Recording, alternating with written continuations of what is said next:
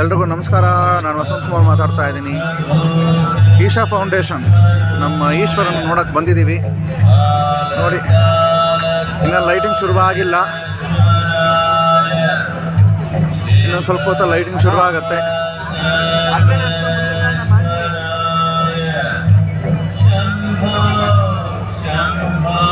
ಚಿಕ್ಕಬಳ್ಳಾಪುರದ ಈಶಾ ಫೌಂಡೇಶನ್.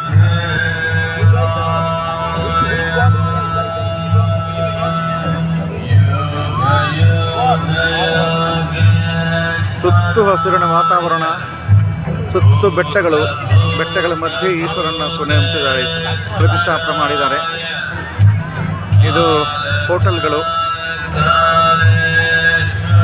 ನೋಡಿ, ಸುತ್ತು ಬೆಟ್ಟ ಇದೆ.